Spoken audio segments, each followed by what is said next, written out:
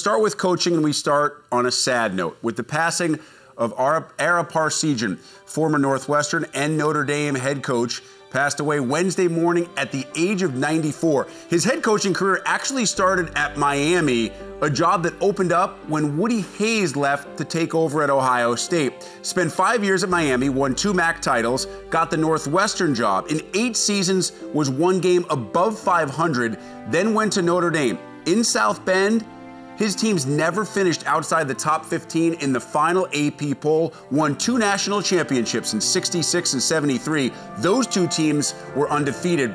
He was inducted into the College Football Hall of Fame 6 years after his retirement in 1980. And for more perspective on the passing of Ara Parseghian, we welcome in Gerry DiNardo, BTN analyst, and of course, former Notre Dame All-American who played for Ara Parseghian for 3 years, won a national championship in 1973. Gerry, how will you best remember Coach Parseghian?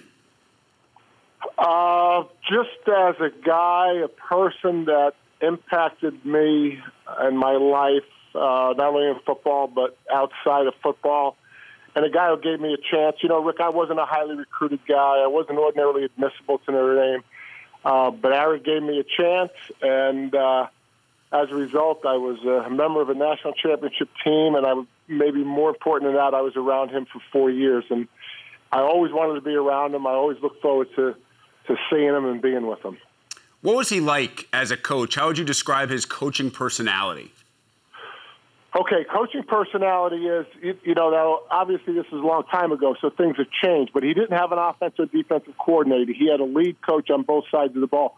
But, Rick, he actually put together both game plans with respective staff. So he met with the defense. They put together the game plan while the offensive staff waited for him. Then he went over to the offense and put together that game plan. Then he called the games.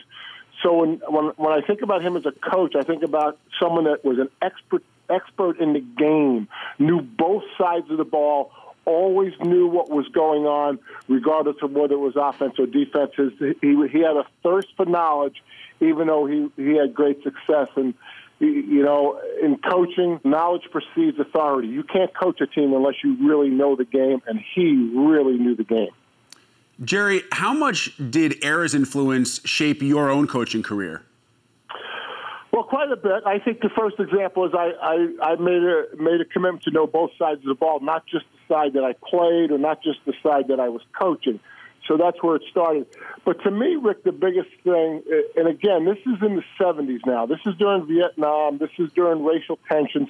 This is when, believe it or not, Rick, we debated how long your sideburns could be or whether you could have facial hair. I mean, these were different times.